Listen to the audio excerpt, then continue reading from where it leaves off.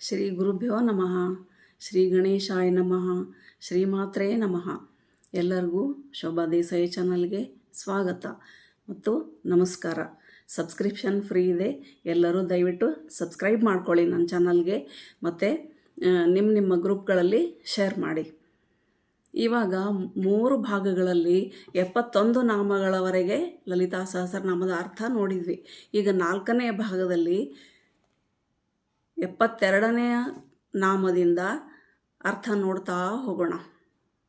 72ನೇ ನಾಮ ಭಂಡ ಸೈನ್ಯ ವಧೋದ್ಯುಕ್ತ ಶಕ್ತಿ ವಿಕ್ರಮ ಹರ್ಷಿತ. ಅಮ್ಮನವರು ಲಲಿತಾ ಪರಮೇಶ್ವರಿ ದೇವಿಯ ಯುದ್ಧ ಬಂಡಾಸುರನೊಂದಿಗೆ ಅವಳು ಪ್ರಕಟವಾದಂತಹ ಕಾರ್ಯ. ಯುದ್ಧ ಶುರುವಾಗಿದೆ. ಅವಳ ಪರವಾಗಿರೋ ಸೈನಿಕರೆಲ್ಲ ಬಂಡಾಸುರನ ಜೊತೆ ಯುದ್ಧ ಮಾಡ್ತಾ ಇದ್ದಾರೆ. ಭಂಡ ಸೈನ್ಯ ವಧೋದ್ಯುಕ್ತ ಶಕ್ತಿ ವಿಕ್ರಮ ಹರ್ಷಿತ. ತನ್ನ ಸೈನ್ಯ, ಬಂಡಾಸುರನ ಸೈನ್ಯದ ವಧೆಯಲ್ಲಿ ಉದ್ಯುಕ್ತರಾದಂಥವರು, ತಮ್ಮ ಶೌರ್ಯವನ್ನು ಪರಾಕ್ರಮವನ್ನು ತೋರಿಸ್ತಾ ಇರೋವಂಥವ್ರನ್ನ ನೋಡಿ, ತನ್ನ ಸೇನೆಯ ಶೌರ್ಯ ಪರಾಕ್ರಮ ನೋಡಿ ಆನಂದ ಆಗಿದೆ ಅವಳಿಗೆ. ಭಂಡ ಸೈನ್ಯ ವಧೋದ್ಯುಕ್ತ ಶಕ್ತಿ ವಿಕ್ರಮ ಹರ್ಷಿತ.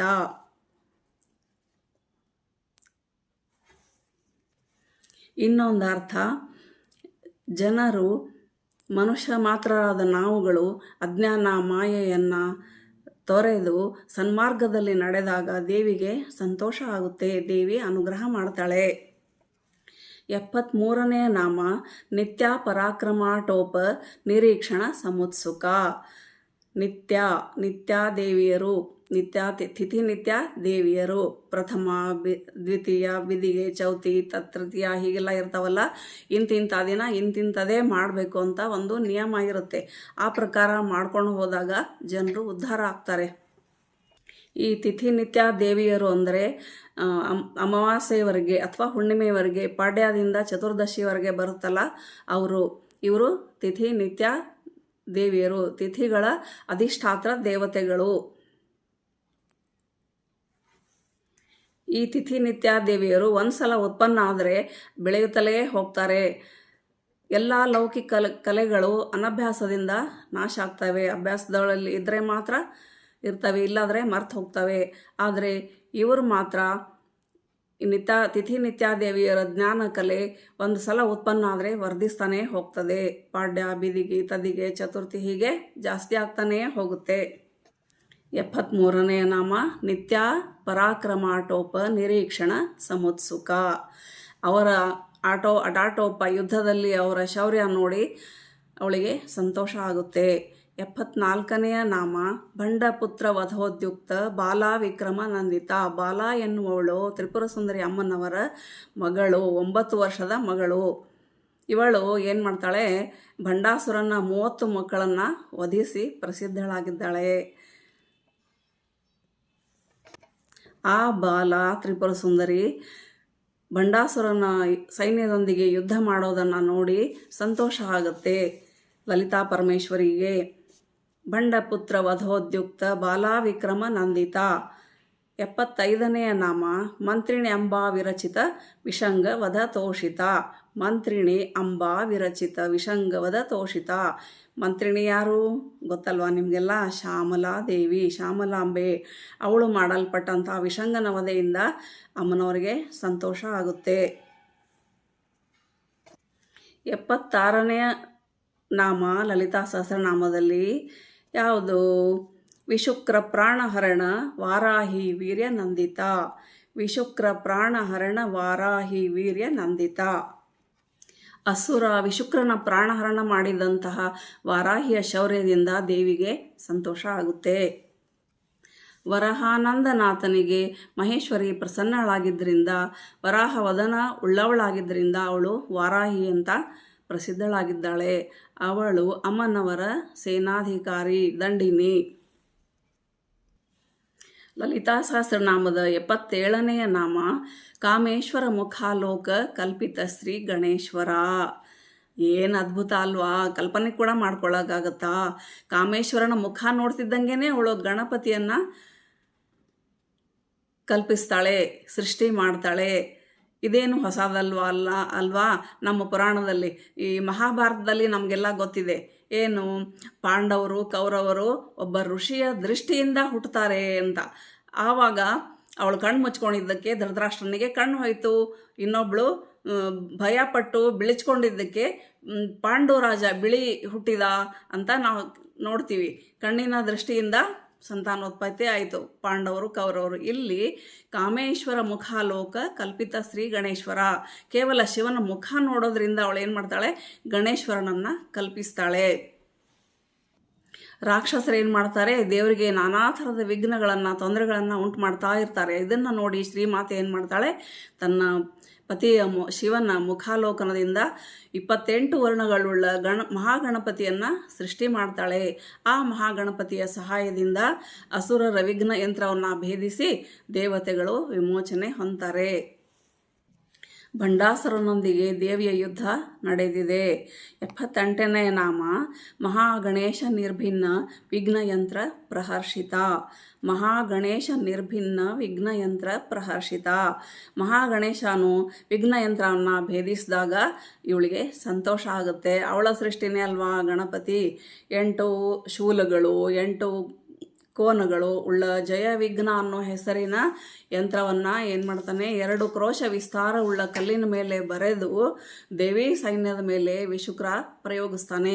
ಅದನ್ನು ಮಹಾಗಣಪತಿ ಪುಡಿ ಪುಡಿ ಮಾಡ್ತಾನೆ. ಅದನ್ನು ನೋಡಿ ದೇವಿಗೆ ಸಂತೋಷ ಆಗುತ್ತೆ. 79ನೇ ನಾಮ ಭಂಡಾಸುರೇಂದ್ರ ನಿರ್ಮುಕ್ತ ಶಸ್ತ್ರ ಪ್ರತ್ಯಸ್ತ್ರ ವರ್ಷಿಣಿ. ಭಂಡಾಸುರೇಂದ್ರ ನಿರ್ಮುಕ್ತ ಶಸ್ತ್ರ ಪ್ರತ್ಯಸ್ತ್ರ ವರ್ಷಿಣಿ. ಭಂಡಾಸುರೇಂದ್ರ ಬಿಟ್ಟಂಥ ಶಸ್ತ್ರಗಳಿಗೆ ಪ್ರತಿಯಾಗಿ ಅಸ್ತ್ರಗಳ ಮಳೆ ಕರೀತಾಳೆ ದೇವಿ. ಶಸ್ತ್ರಾಸ್ತ್ರಗಳ ಭೇದವನ್ನು ಧನುರ್ವೇದದಲ್ಲಿ ಹೇಳಿದೆ. ಧನುಸ್ಸಿನ ವೇದ. ಕೈಯಲ್ಲಿ ಹಿಡ್ಕೊಂಡು ಪ್ರಹರಿಸಿದರೆ ಶಸ್ತ್ರ, ಕೈಯಿಂದ ಬಿಡೋದು ಅಸ್ತ್ರ. ವಿಶುಕ್ರ ಪ್ರಯೋಗಿಸಿದಂಥ ವಿಘ್ನ ಯಂತ್ರ, ಭಂಡಾಸುರನ ಶಸ್ತ್ರ ಇವೇ ಮೊದಲಾದವು ಅವಿದ್ಯೆಯ ಪ್ರವೃತ್ತಿಗಳು. ಪರ ಅಹಮತೆಯ ಅನುಸಂಧಾನವೇ ದೇವಿಯು ಪ್ರಯೋಗಿಸಿದ ಪ್ರತ್ಯಸ್ತ್ರ. ಅವಿದ್ಯಾವೃತ್ತಿಗಳ ನಾಶದಿಂದ ಆತ್ಮಲಾಭ ಆಗುತ್ತೆ. ಅದರಿಂದ ಪರಮಾತ್ಮನಿಗೆ ಸಂತೋಷ ಆಗುತ್ತೆ. ಭಂಡಾಸುರೇಂದ್ರ ನಿರ್ಮುಕ್ತ ಶಸ್ತ್ರ ಪ್ರತ್ಯಸ್ತ್ರ ವರ್ಷಿಣಿ 79ನೇ ನಾಮ ಆಯಿತು. 80ನೇ ನಾಮ ಏನು, ಕರಾಂಗುಲಿ ನಖೋತ್ಪನ್ನ ನಾರಾಯಣ ದಶಾಕೃತಿ. ಆಹಾ, ಅವಳ ಬೆರಳುಗಳ ಉಗುರಿನಿಂದ ದಶಾಕೃತಿಗಳುಳ್ಳ ನಾರಾಯಣ ಉತ್ಪನ್ನ ಆದನಂತೆ. ಆ ದಶಾಕೃತಿಗಳುಳ್ಳ ನಾರಾಯಣ ದಶಾವತಾರಿ. ಅವನು ಕೂಡ ರಾಕ್ಷಸರನ್ನು ಸಂಹಾರ ಮಾಡ್ತಾನೆ. ರಾಮ ಅವತಾರದಿಂದ ರಾವಣನ್ನ, ಹೀಗೆ ಹಿರಣ್ಯಕಶಿಪು ನರಸಿಂಹ ಅವತಾರದಿಂದ ನಮಗೆಲ್ಲ ಗೊತ್ತಿದೆ.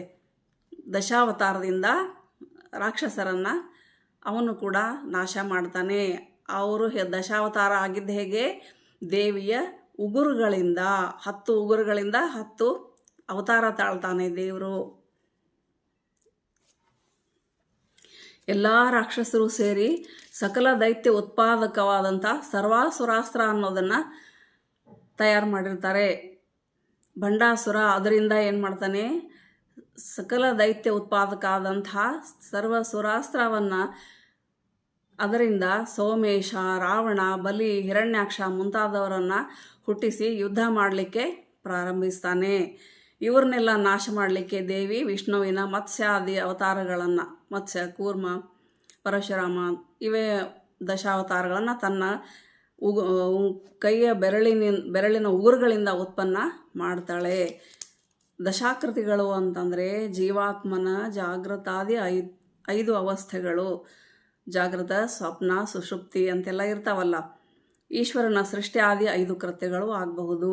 ಈ ರೀತಿ ನಾರಾಯಣ ಶಬ್ದವು ಜೀವೇಶ್ವರರಿಗೆ ಉಪಲಬ್ಧವಾಗಿದೆ, ಉಪಲಕ್ಷಕವಾಗಿದೆ. ಇನ್ನು 81ನೇ ನಾಮ ಮಹಾಪಾಶುಪತಾಸ್ತ್ರಾಗ್ನಿ ನಿರ್ದಗ್ಧ ಸುರ ಸೈನಿಕ. ಮಹಾಪಾಶುಪತಾಸ್ತ್ರಾಗ್ನಿ ನಿರ್ದಗ್ಧ ಸುರ ಸೈನಿಕ. ಮಹಾಪಾಶುಪತಾಸ್ತ್ರದ ಅಗ್ನಿಯಿಂದ ಅಸುರ ಸೈನ್ಯವನ್ನು ದಗ್ಧ ಮಾಡಿರುವವಳು, ಸುಟ್ಟು ಹಾಕಿರುವವಳು. ಮಹಾಪಾಶುಪತಾಸ್ತ್ರ ಮಂತ್ರ ಷಡಕ್ಷರಿಯಾದ ಪಾಶುಪತಾಸ್ತ್ರ ಮಂತ್ರಕ್ಕಿಂತ ಭಿನ್ನ ಆದದ್ದು. ಮೊದಲನೇ ಮಂತ್ರ ಸದಾಶಿವನಿಗೂ, ಎರಡನೆಯದು ಈಶ್ವರನಿಗೂ ಸೇರಿದ್ದು. 82ನೇ ಲಲಿತಾ ನಾಮ ಕಾಮೇಶ್ವರಾಸ್ತ್ರ ನಿರ್ದಗ್ಧ ಸಭಂಡಾಸುರ ಶೂನ್ಯಕ. ಕಾಮೇಶ್ವರಾಸ್ತ್ರ ನಿರ್ದಗ್ಧ ಸಭಂಡಾಸುರ ಶೂನ್ಯಕ. ಕಾಮೇಶ್ವರ ಅಸ್ತ್ರದಿಂದ ಭಂಡಾಸುರನೊಂದಿಗೆ ಶೂನ್ಯಕ ನಗರವನ್ನು ದಹಿಸ್ತಾಳೆ, ಸುಟ್ಟಾಕ್ತಾಳೆ. 83ನೇ ನಾಮ ಬ್ರಹ್ಮೋಪೇಂದ್ರ ಮಹೇಂದ್ರಾದಿ ದೇವ ಸಂಸ್ತುತ ವೈಭವ. ಬ್ರಹ್ಮ, ಉಪೇಂದ್ರ, ಮಹೇಂದ್ರ ಆದಿದೇವ ಸಂಸ್ತುತ ವೈಭವ ಇವರೆಲ್ಲರೂ ಅವಳನ್ನು ಸ್ತುತಿಸ್ತಾರೆ. ಅವಳಿಂದ ಸ್ತುತಿಸಲ್ಪಟ್ಟಂತಹ ವೈಭವವುಳ್ಳವಳು ಬ್ರಹ್ಮ, ಉಪೇಂದ್ರ, ಮಹೇಂದ್ರಾದಿ ಸಂಸ್ತುತ ವೈಭವ ಅಮ್ಮನವರು. 84ನೆಯ ನಾಮ ಹರ ನೇತ್ರಾಗ್ನಿ ಸಂದಗ್ಧ ಕಾಮ ಸಂಜೀವನೌಷಧಿ. ಹರ ನೇತ್ರಾಗ್ನಿ ಸಂದಗ್ಧ ಕಾಮ ಸಂಜೀವನೌಷಧಿ. ಕಾಮೇಶ್ವರ ಸುಟ್ಟು ಹಾಕಿದಂತಹ ಕಾಮನನ್ನು ಅವನಿಗೆ ಇವಳು ಸಂಜೀವಿನಿ ಆಗ್ತಾಳೆ. ಮತ್ತು ಕಾಮ ಬದುಕಲಿಕ್ಕೆ ಇವಳು ಸಹಾಯ ಮಾಡ್ತಾಳೆ. ಮತ್ತು ರತಿಯ ಮನ್ಮಥನ ಪತ್ನಿ ರತಿಯ ರೋದನವನ್ನು ಕೇಳಿ ಅವಳಿಗೆ ಸಮಾಧಾನ ಮಾಡಿ ಮತ್ತೆ ಕಾಮನನ್ನು ಬದುಕಿಸ್ತಾಳೆ. ಕಾಮನಿಗೆ ಸಂಜೀವನೌಷಧಿ ಪಾರ್ವತಿ. ಹರ ನೇತ್ರಾಗ್ನಿ ಸಂದಗ್ಧ ಕಾಮ ಸಂಜೀವನೌಷಧಿ. ಇನ್ನೊಂದರ್ಥ ಜನರುಗಳ ಅಜ್ಞಾನ ಮಾಯೆಯನ್ನು ತೊಲಗಿಸ್ತಾನೆ ಶಿವಶಂಕರ. ಸ್ವತಃ ತಾನೇ ವೈರಾಗಿ, ಸ್ಮಶಾನವಾಸಿ. ಜನರುಗಳ ಇಷ್ಟೇಪ್ಪ ಅಂತ ಜನರಿಗೆ ತೋರಿಸ್ಕೊಡ್ತಾನೆ. ಅವನು ಜನರುಗಳ ಅಜ್ಞಾನವನ್ನು ಹೋಗಲಾಡಿಸ್ತಾನೆ. ಇವಳೇನು ಮಾಡ್ತಾಳೆ, ಪಾರ್ವತಿ ಅರ್ಧಾಂಗಿ ಅಲ್ವಾ, ಅವನ ಶಿವನ ಅರ್ಧಾಂಗಿ. ಅವಳು ಸನ್ಮಾರ್ಗವನ್ನು ತೋರಿಸಿ ಮುಂದೆ ಒಳ್ಳೆಯದಾಗೋ ಹಾಗೆ ಇವಳು ಶ್ರೀ ವಿದ್ಯಾಜ್ಞಾನವನ್ನು ಕೊಡ್ತಾಳೆ, ಒಳ್ಳೆಯ ಜ್ಞಾನವನ್ನು ತೋರಿಸ್ತಾಳೆ.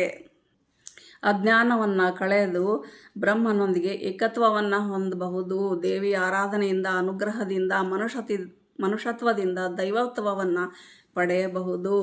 85ನೆಯ ನಾಮ ಶ್ರೀಮದ್ ವಾಗ್ಭವ ಕೂಟೈಕ ಸ್ವರೂಪ ಮುಖ ಪಂಕಜ. ಶ್ರೀಮದ್ ವಾಗ್ಭವ ಕೂಟೈಕ ಸ್ವರೂಪ ಮುಖ ಪಂಕಜ. ಅವಳ ಮುಖ ಪಂಕಜ ಶ್ರೀಮದ್ ವಾಗ್ಭವ ಕೂಟವನ್ನು ಮುಖ್ಯ ಸ್ವರೂಪವಾಗಿ ಹೊಂದಿದೆ. ಪಂಚದಶಾಕ್ಷರಿ ಮಂತ್ರ. ಇಲ್ಲಿವರೆಗೆ ನಾವು ಅವಳ ಸ್ಥೂಲ ರೂಪವನ್ನು ನೋಡಿದ್ವಿ, ಅವಳ ಯುದ್ಧದ ಪರಾಕ್ರಮವನ್ನು ನೋಡಿದ್ವಿ. ನಿಜವಾಗಿ ಇರೋದು ರಹಸ್ಯಮಯ. ಬಹಳ ಗಮನ ಕೊಟ್ಟು ಕೇಳಬೇಕು, ಮತ್ತೆ ಮತ್ತೆ ಕೇಳಬೇಕು, ಆಗ ಅರ್ಥ ಆಗುತ್ತೆ. ಅವಳ ರೂಪ ಅತ್ಯಂತ ಸೂಕ್ಷ್ಮ, ರಹಸ್ಯೋಕ್ತಿಗಳಿಗೆ ವಿಷಯವಾಗಿದೆ. ಇನ್ನು ಮುಂದೆ ದೇವಿಯ ಸ್ಥೂಲ ರೂಪದಿಂದ ಅಭಿನ್ನವಾದ ಸೂಕ್ಷ್ಮ ರೂಪವನ್ನು ವರ್ಣಿಸ್ತಾ ಹೋಗ್ತಾರೆ ಮುಂದಿನ ನಾಮಗಳಲ್ಲಿ. ದೇವಿಯ ಸೂಕ್ಷ್ಮ ರೂಪ 3 ವಿಧ. ಯಾವ್ಯಾವುದು? ಸೂಕ್ಷ್ಮ, ಸೂಕ್ಷ್ಮತರ, ಸೂಕ್ಷ್ಮತಮ. ಇವುಗಳಿಗೆ ಕ್ರಮವಾಗಿ ಪಂಚದಶಿ ವಿದ್ಯೆ, ಕಾಮಕಲಾ, ಕುಂಡಲಿನಿ ಅಂತ ಹೆಸರಿದೆ. ಪಂಚದಶಾಕ್ಷರಿ ಮಂತ್ರಕ್ಕೆ ವಾಗ್ಭವ ಕೂಟ, ಕಾಮರಾಜ ಕೂಟ, ಶಕ್ತಿಕೂಟ ಅಂತ 3 ಕೂಟಗಳುಂಟು. ಸಮಯಾಚಾರ ಪ್ರಕಾರ ಈ ಮಂತ್ರ ದೇವಿಯ ಸೂಕ್ಷ್ಮ ರೂಪ. ಮತ್ತೆ ಮತ್ತೆ ಕೇಳಿದರೆ ಅರ್ಥ ಆಗುತ್ತಲ್ವಾ. ಶ್ರೀಮತ್ ಎಂದರೆ ಜ್ಞಾನಪ್ರದಾಯಕತ್ವವೇ ಮೊದಲಾದ ಮಹಾತ್ಮ್ಯವನ್ನು ಹೊಂದಿರೋದು. ಯಾವುದರಿಂದ ವಾಕು ಉಂಟಾಗುತ್ತೆ, ಮಾತು, ಶಬ್ದ ಬ್ರಹ್ಮ ಉಂಟಾಗುತ್ತೆ, ಅದು ವಾಗ್ಭವ. ಈ ಕೂಟದಲ್ಲಿ 5 ಅಕ್ಷರಗಳಿವೆ. ಶ್ರೀಮತ್ ಮೊದಲೆಲ್ಲ, ಈಗ ಇಂಗ್ಲೀಷ್ನಲ್ಲಿ ಮಿಸ್ಟರ್ ಅಂತ ಹೇಳ್ತಾರಲ್ವ, ಮೊದಲೆಲ್ಲ ಏನು ಮಾಡ್ತಿದ್ರು, ಲಗ್ನ ಪತ್ರಿಕೆಯಲ್ಲಿ ಬರೆಯುವಾಗ ಪತ್ರಗಳು ಬರೀತಿದ್ರು. ಆವಾಗ ಕಾರ್ಡು ಪತ್ರ ಅಂತ ಇರ್ತಿತ್ತು, ಪತ್ರ ಲೇಖನ ಅಂತ. ಅದರಲ್ಲಿ ಎಷ್ಟು ಚೆನ್ನಾಗಿ ಬರೆಯೋರು ಗೊತ್ತಾ, ಮಹನೀಯರಾದ ರಾಜಮಾನ್ಯ ರಾಜಶ್ರೀ ಅಂತ ಸಂಬೋಧಿಸ್ತಿದ್ರು. ಶ್ರೀಮದ್ ಭಾಗವತ ಕೂಟೈಕ ಸ್ವರೂಪ ಮುಖ ಪಂಕಜ. 86ನೇ ನಾಮ ಕಂಠಾದ ಕಟಿಪರ್ಯಂತ ಮಧ್ಯಕೂಟ ಸ್ವರೂಪಿಣಿ. ಕಂಠಾದ ಕಟಿಪರ್ಯಂತ ಮಧ್ಯಕೂಟ ಸ್ವರೂಪಿಣಿ. ಕಂಠದಿಂದ ಕಟಿ ಪ್ರದೇಶದವರೆಗೆ, ಸೊಂಟದವರೆಗೆ ಮಧ್ಯಕೂಟವನ್ನು ಸ್ವರೂಪವಾಗಿ ಹೊಂದಿರುವವಳು. ಸೃಷ್ಟಿ, ಸ್ಥಿತಿ, ಲಯ ಇವೆಲ್ಲವೂ ಅವಳಲ್ಲೇ ಇದೆ. ಕಂಠಾದ ಕಟಿಪರ್ಯಂತ ಮಧ್ಯಕೂಟ ಸ್ವರೂಪಿಣಿ. 86ನೇ ನಾಮದವರೆಗೂ ಆಯಿತು. 87ನೇ ನಾಮದಿಂದ ಮುಂದಿನ ಭಾಗದಲ್ಲಿ ನೋಡೋಣ. ಎಲ್ಲರಿಗೂ ನಮಸ್ಕಾರ. ಲೋಕ ಸಮಸ್ತ ಸುಖಿನೋ ಭವಂತು. ಎಲ್ಲರಿಗೂ ದೇವಿಯ ಅನುಗ್ರಹ ಆಗಲಿ. ನನ್ನ ಚಾನಲ್ ಸಬ್ಸ್ಕ್ರೈಬ್ ಮಾಡೋದು ಮರಿಬೇಡಿ. ಹಾಗೆ ನಿಮ್ಮ ಬೇರೆ ಬೇರೆ ಗ್ರೂಪ್ಗಳಲ್ಲೂ ಶೇರ್ ಮಾಡಿ. ಈ ಜ್ಞಾನ ಎಲ್ಲರಿಗೂ ತಲುಪಲಿ ಅನ್ನೋದಷ್ಟೇ ನಮ್ಮ ಆಶಯ.